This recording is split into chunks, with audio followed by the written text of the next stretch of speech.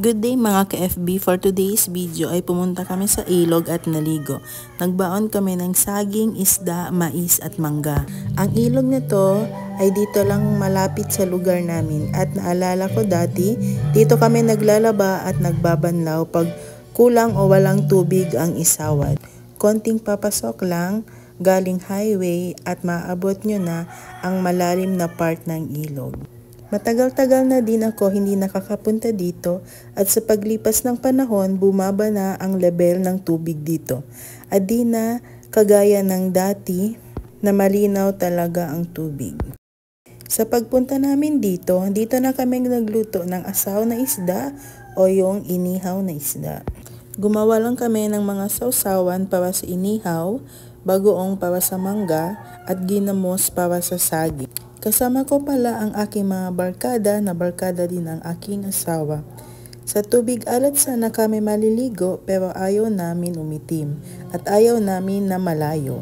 Etong ilog lang ang pinakamalapit sa amin kaya dito na kami nagdampisaw at nagmarites.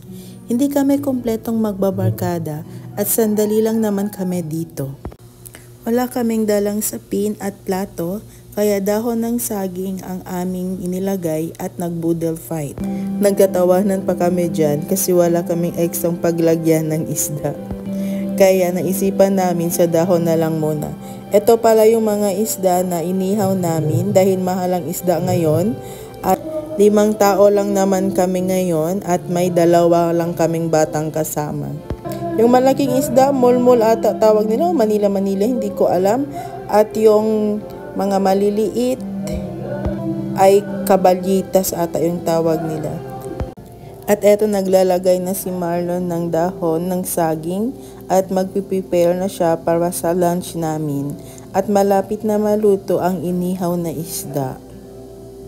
Pasensya na pala sa background music at mayroon nagbibidyoke na kapitbahay.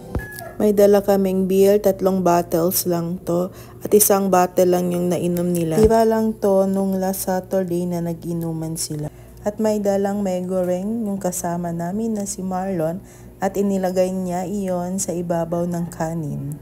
Nilagay niya yung mangga at mga pipino para may design-design pati yung mga isda sa side. Ang sarap talaga kumain pag madami kayo.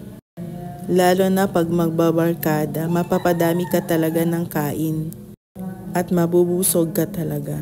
Sarap na sarap kami dyan sa kain namin at hindi ko na na-videohan. Salamat sa mga barkada ko na pumunta, diba? At nagluto pa ng may goreng at ng isda.